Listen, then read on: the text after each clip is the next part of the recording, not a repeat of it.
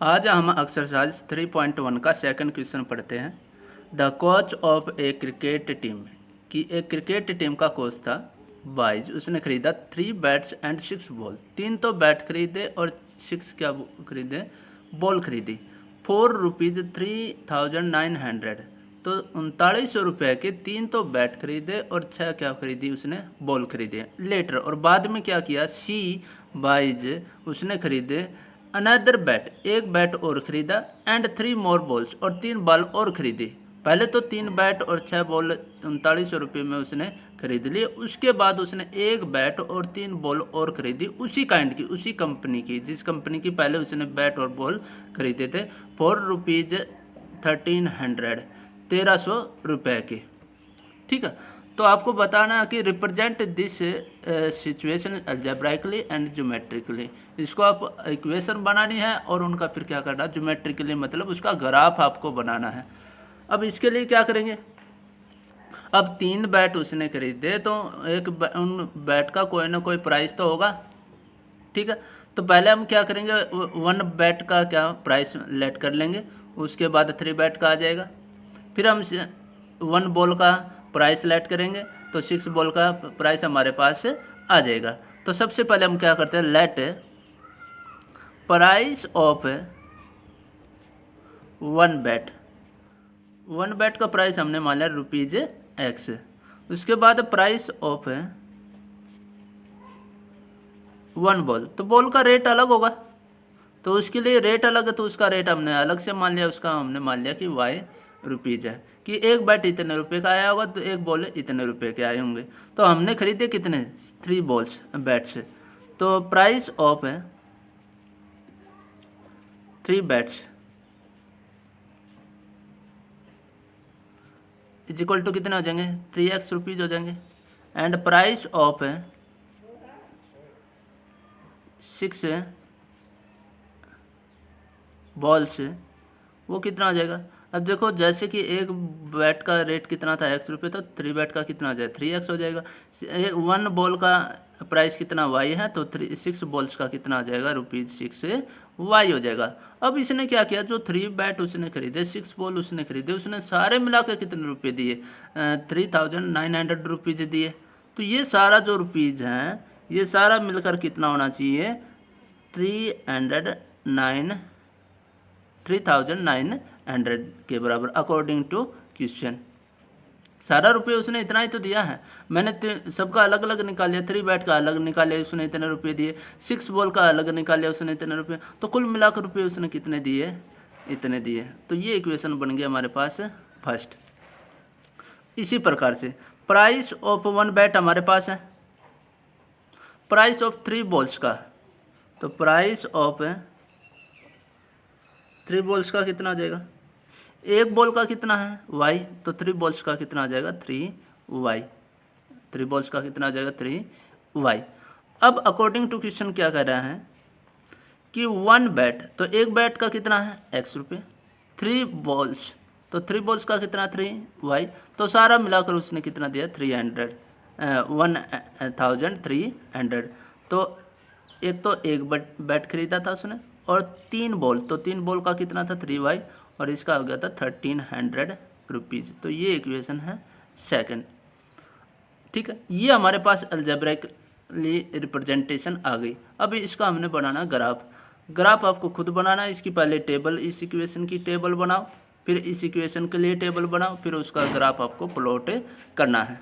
ठीक है, उसके बाद थर्ड क्वेश्चन है, the cost of 2 kg of apples and 1 kg of grapes, कि 2 किलो सेब और 1 किलो अंगूर on a day was found to be ₹160, कि 2 किलो तो सेब लिए और 1 किलो क्या लिया, अंगूर लिए, तो उसने कुल मिलाकर कितने रुपए दिए, 160 रुपये दिए। आफ्टर ए मंथ, 1 महीने के बाद, the cost of 4 kg of apples, कि 4 किलो एप्पल और 2 kg ग्रेप्स के उसने कितने रुपये दिए, 300 रुपये दिए। Represent the situation algebraically and geometrically. ठीक, तो इसके लिए क्या करना हमें, कि जैसे पीछे वाला जो क्वेश्चन हमने किया था, इसी प्रकार से यहाँ पर हम क्या करेंगे, एप्पल का कॉस्ट मान लेंगे 1 kg एप्पल का कॉस्ट और 1 kg ग्रेप्स का कॉस्ट मान लेते हैं। तो let cost of 1 kg apples rupees x and cost of 1 kg grapes rupees y. ठीक है।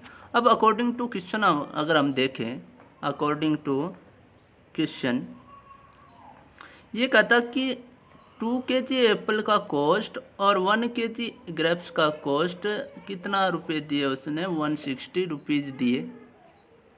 तो कितने खरीदे एप्पल्स, 2 kg। तो 2 kg का कितना कॉस्ट हो गया, तो 1 kg एप्पल का है x रुपये, तो 2 kg एप्पल्स का कितना हो जाएगा 2x। 1 kg क्या खरीदा, ग्रेप्स खरीदे, तो उसका रेट कितना था y, तो उसने खरीद लिए y रुपए के 1 kg ग्रेप्स। तो कुल मिलाकर उसने कितने रुपये दिए, 160 रुपीज़। ये 2 kg का हमने प्राइस निकाल लिया, 1 kg ग्रेप्स का प्राइस निकाल लिया, सारे मिलाकर उसने कितने दिए, 160 रुपीज़ दिए हैं। तो this is equation first. After that क्या किया उसने कि 4 kg क्या खरीद लिए उसने एप्पल्स, तो 4 kg का कितना हो जाएगा एप्पल्स का 4x प्लस में 2 kg ग्रेप्स का कितना हो जाएगा 2y। और अब उसने कितने रुपए दिए, सारे मिलाकर 300 रुपीज़ दिए। तो ये इक्वेशन बन गई सेकंड इक्वेशन। ठीक है, ये आपकी आ गई अलजेब्राइकली रिप्रेजेंटेशन। इसी प्रकार से आपको इसका ज्योमेट्रिकल रिप्रेजेंटेशन खुद बनाना, इसका ग्राफ क्या बनेगा। ठीक है, अब हम पढ़ेंगे सॉल्यूशन के बारे में। ठीक है, सॉल्यूशन हमने 9th क्लास में भी पढ़ा था कि अगर कोई इक्वेशन हमारे पास दे रखी है x + y = 6, सॉल्यूशन होता है कि एक ऐसे x और y की वैल्यू जो इस इक्वेशन को क्या करे, सेटिस्फाई करे। ऐसे x और y की वैल्यू जो इस इक्वेशन को क्या करे, सेटिस्फाई करे। जैसे कि मैं x की वैल्यू 2 आपने निकाले भी होंगे कुछ क्वेश्चन 9th क्लास में कि 4 सॉल्यूशन निकालो, 5 सॉल्यूशन निकालो, लीनियर इक्वेशन दे दी जाती थी आपको।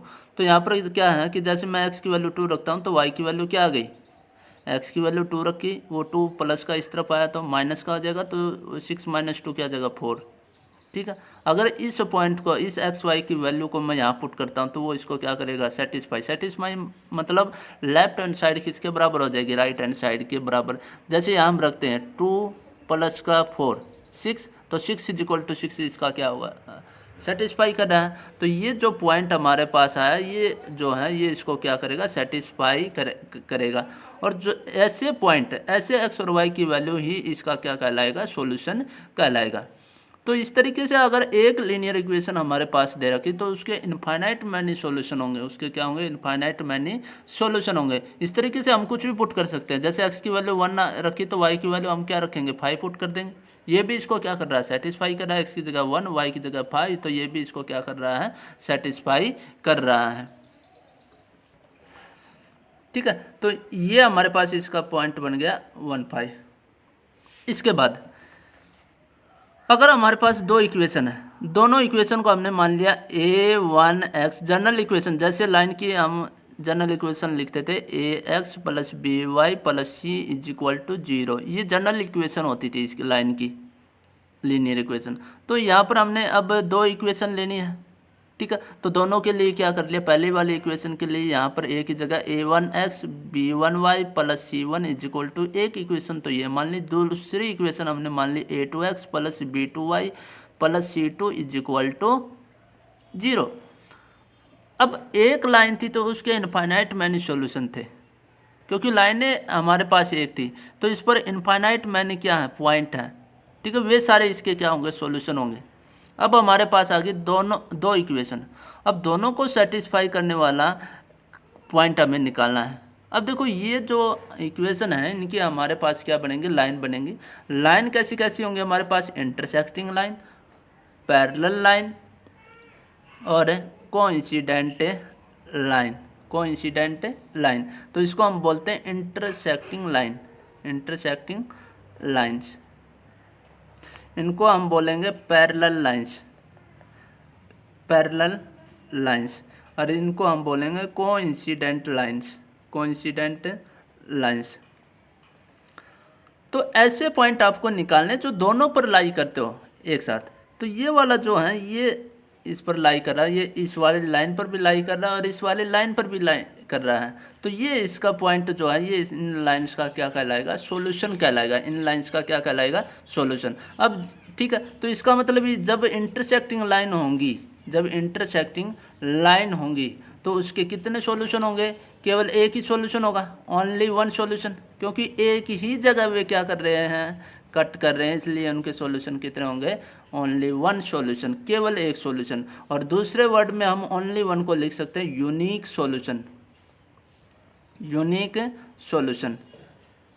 ठीक है, अब ये लाइन जो है पैरेलल कहीं भी नहीं मिलेंगी, कहीं नहीं मिली तो जैसे कोई पॉइंट है नहीं जो दोनों को एक साथ सेटिस्फाई कर दे। इसको सेटिस्फाई करता होगा तो फिर इसको नहीं करेगा, इसको करता होगा तो फिर इसको सेटिस्फाई नहीं करेगा। तो ऐसा कोई भी पॉइंट नहीं है, तो इसका तो कोई भी सॉल्यूशन नहीं होगा। तो इसका आंसर क्या आएगा, नो सॉल्यूशन। कोई भी लाइन कहीं पर भी नहीं मिलती तो इसका मतलब उसका क्या है, नो सॉल्यूशन। तो पैरेलल लाइन कहीं मिलेगी नहीं तो उसका कोई भी सॉल्यूशन होगा नहीं। ये दो लाइन एक जगह मिली तो इसका क्या होगा, केवल एक सॉल्यूशन। अब ये वाली लाइन है तो ये तो इनफाइनाइट पॉइंट पर क्या कर रही है, मीट कर रही है, मिल रही है आपस में। तो इसके कितने सॉल्यूशन होने चाहिए, infinitely many solution, infinitely many solution, infinite solution. इनको सेटिस्फाई करने, यहाँ पर भी एक ऐसा पॉइंट है जो इन दोनों को सेटिस्फाई कर रहा है, दोनों पर लाई कर रहा है। यहाँ पर भी पॉइंट है, इस तरीके से बहुत सारे पॉइंट है इस पर, इसके ऊपर है जो इन दोनों लाइन्स को क्या कर रहा है, सेटिस्फाई कर रहा है। ठीक है, तो सॉल्यूशन हमारे पास हो गए। अब सॉल्यूशन का हम एक फ्लो चार्ट बना लेते हैं। सॉल्यूशन कितने तरीके का होता है, सॉल्यूशन होता है दो तरीके का। एक तो होता है कंसिस्टेंट सॉल्यूशन और एक होता है इनकंसिस्टेंट। कंसिस्टेंट, कंसिस्टेंट सॉल्यूशन कौन से होंगे, उसका सॉल्यूशन होना चाहिए, चाहे एक सॉल्यूशन हो या फिर इनफाइनाइटली मैनी सॉल्यूशन हो, सॉल्यूशन उसका जरूर होना चाहिए। ठीक है, तो एक तो हो गया यूनिक सॉल्यूशन और दूसरा हमारे पास हो गया इनफाइनाइटली मैनी सॉल्यूशन। कंसिस्टेंट में क्या होता है, उसका सॉल्यूशन होना चाहिए, चाहे हमारे पास एक सॉल्यूशन आए उसका या फिर इनफाइनाइटली मैनी सॉल्यूशन आए। इनकंसिस्टेंट क्या होता है, नो सॉल्यूशन, उसका कोई भी सॉल्यूशन ना आए। ठीक है, ये फ्लो चार्ट आपको याद रखना कि सॉल्यूशन दो तरह का होता है, एक कंसिस्टेंट एक इनकंसिस्टेंट। कंसिस्टेंट में दो आएंगे, यूनिक सॉल्यूशन और इनफाइनाइटली मैनी सॉल्यूशन। क्वेश्चन कैसे आएंगे कि वो इक्वेशन दे देगा दो, आपको दो क्या दे देगा, इक्वेशन पूछेगा कंसिस्टेंट या इनकंसिस्टेंट। तो कंसिस्टेंट का मतलब चाहे यूनिक सॉल्यूशन आए या इनफाइनाइटली, उनमें से अगर कोई भी आता है तो आप उसको क्या बोलोगे, कंसिस्टेंट बोल दोगे। अगर कोई भी सॉल्यूशन नहीं आता तो आप उसको क्या बोल दोगे, इनकंसिस्टेंट सॉल्यूशन बोल दोगे। अब लाइन को देखकर हम कैसे बताएंगे कि इसका सॉल्यूशन यूनिक सॉल्यूशन है या फिर इनफाइनाइट सॉल्यूशन है या फिर नो सॉल्यूशन है। ठीक है, वो इक्वेशन को देखकर हम कैसे लिख सकेंगे। तो हमने इक्वेशन मानी थी a1x plus b1y plus c1 is equal to 0, a2x plus b2y plus c2। सबसे पहले हम पढ़ते हैं यूनिक सॉल्यूशन के लिए कि यूनिक सॉल्यूशन कब होगा, क्या कंडीशन है ऐसी कि हमारे पास सॉल्यूशन यूनिक आएगा। तो उसके लिए कंडीशन ये है कि x के कोफिशिएंट को आपस में डिवाइड करो, तो x का कोफिशिएंट a1 अपॉन यहाँ पर x का कोफिशिएंट a2 वो इक्वल ना आए किसके, y के कोफिशिएंट, y का कोफिशिएंट b1 अपॉन y का कोफिशिएंट b2। ये अगर बराबर नहीं आते हैं, हम इनको आपस में डिवाइड करके चेक कर लेंगे, अगर ये बराबर नहीं आए तो उसको हम क्या बोल देंगे कि सॉल्यूशन कैसा होगा, यूनिक सॉल्यूशन होगा। तो लाइंस कैसी होंगी, यूनिक सॉल्यूशन मतलब इंटरसेक्टिंग लाइन, जब हमारे पास एक जगह कट किया था तभी तो हमने उसको सॉल्यूशन बताया था यूनिक होगा। ठीक है, तो अगर यूनिक सॉल्यूशन है तो लाइंस कैसी होंगी, इंटरसेक्टिंग लाइंस होंगी। और सिस्टम कैसा होगा, कंसिस्टेंट सिस्टम होगा। सिस्टम कैसा होगा आपका, कंसिस्टेंट सिस्टम होगा, क्योंकि यूनिक सॉल्यूशन आया। और यूनिक सॉल्यूशन कब आता है, जब हमारे पास लाइंस क्या हो, एक जगह कट करे, ठीक है, तो उसको हम यूनिक सॉल्यूशन, तो उसके लिए कंडीशन ये रहेगी हमारे पास। उसके बाद इनफाइनाइटली मैनी सॉल्यूशन कब होगा? इनफाइनाइटली मैनी सॉल्यूशन देखो हमने निकाला था A1/A2 और B1/B2 निकाला था। अगर ये इक्वल नहीं आया तो हो गया यूनिक सॉल्यूशन। अगर ये बराबर आ जाए तो फिर हमें नेक्स्ट कंडीशन पर जाना पड़ेगा। जो कांस्टेंट टर्म हमारे पास थी C1 और C2, इन दोनों को आपस में क्या करना पड़ेगा? डिवाइड करना पड़ेगा। ठीक है, अगर ये दोनों बराबर आ जाए, तीनों के तीनों बराबर आ जाए, ये तो दोनों बराबर हैं ही, अगर बराबर ये नहीं होते तो हम क्या कह देते हैं? यूनिक सॉल्यूशन है। पर अगर ये बराबर आ जाए और ये बराबर आने के बाद तीसरे के भी बराबर आ जाए तो हम उसको क्या बोलेंगे? इनफाइनाइटली मैनी सॉल्यूशन बोल देंगे। ठीक है, और इनफाइनाइट मैनी सॉल्यूशंस का मतलब क्या है? ये लाइन कैसी होंगी हमारे पास? कोइंसिडेंट लाइन्स होंगी। ठीक है, उसके बाद है नो सॉल्यूशन। नो सॉल्यूशन का मतलब है पैरेलल लाइन, वे कहीं मिली ही नहीं। तो इसकी कंडीशन क्या होगी? फिर से भाई दोनों ये तो बराबर होंगे पर तीसरा वाला क्या नहीं होगा? बराबर नहीं होगा। तीसरे वाला बराबर नहीं होगा। अगर वो तीसरे वाला बराबर हो गया होता तो इसको क्या बोल देते? इनफाइनाइटली। और तीसरा अगर बराबर नहीं आया तो इसको हम क्या बोलेंगे? No solution. इसको हम क्या बोल देंगे? No solution. तो ये तीनों कंडीशन हमें याद रखनी है जिससे हमें पता चल सके कि कौन सा यूनिक सॉल्यूशन देगा। यूनिक सॉल्यूशन मतलब इंटरसेक्टिंग होगा। ठीक है, कौन सा? इनफाइनाइटली मैनी सॉल्यूशन होगा। क्या कंडीशन है? A1/A2, B1/B2, C1/C2। और तीसरी कंडीशन है नो सॉल्यूशन की, जिसमें तीसरा वाला क्या नहीं होगा? बराबर नहीं होगा। पहले दो तो बराबर होंगे पर तीसरा उनके बराबर नहीं होगा, तो इसको हम बोलेंगे नो सॉल्यूशन। तो लाइंस कैसी होंगी? पैरेलल लाइंस होंगी। इसके लिए हम एक एग्जाम्पल ले सकते हैं, जैसे कि हमने लिया x + 3y = 6। ठीक है, 2x - 3y = 12, ये हमने ले लिया। ठीक है, या तो दोनों कांस्टेंट टर्म को एक तरफ लिया या दोनों को किसी भी तरफ आप ले सकते हो, या तो दोनों को इस तरफ लिया या इन दोनों को इस तरफ रहने दो, उससे कोई फर्क नहीं पड़ता। पर दोनों होने चाहिए एक तरफ, या तो इक्वल के इस साइड या फिर इक्वल के उस साइड। ठीक है, इस बात का ध्यान रखना है। अब हमें क्या चाहिए? हमें बताना कि ये जो दो लाइन आई ये इंटरसेक्ट करेंगी या कोइंसिडेंट होंगी या पैरेलल लाइंस होंगी। ठीक है, इसके बारे में हमें चेक करना है। तो हमें सबसे पहले क्या पता होना चाहिए? हमें A1 A2 के बारे में पता होना चाहिए। तो A1 है x का कोफिशिएंट, तो A1 की वैल्यू कितनी है? 1। B1 है y का कोफिशिएंट 3। C1 है कांस्टेंट टर्म 6। ठीक है, अगर इस तरफ ले आते तो -6 हो जाता। A2 x का कोफिशिएंट 2। B2 y का कोफिशिएंट -3, ±7 लेकर चलना है, ±7 लेकर चलना है। C2 कांस्टेंट टर्म कितना? 12। अब इनको हम डिवाइड करते हैं। A1/A2, A1/A2 कितना आएगा? 1/2। A1/A2, फिर हमने निकाल लिया B1/B2, 3/-3, 3/-3 कैंसिल आउट कर दो। अगर कैंसिल हो रहे हैं ऊपर नीचे डिवाइड में तो हम उसको कैंसिल आउट कर देंगे। तो -1 कितना आ जाएगा? -1 के। क्या ये दोनों बराबर हैं? देखो पहले हम यही चेक कर लेते हैं यूनिक सॉल्यूशन हो। यूनिक में क्या होता है? ये दोनों अगर बराबर नहीं है तो हम वहीं पर क्या कह देंगे? यूनिक सॉल्यूशन बता देंगे। ठीक है, और अगर वे इक्वल आ जाते फिर हमें नेक्स्ट पर जाना पड़ेगा।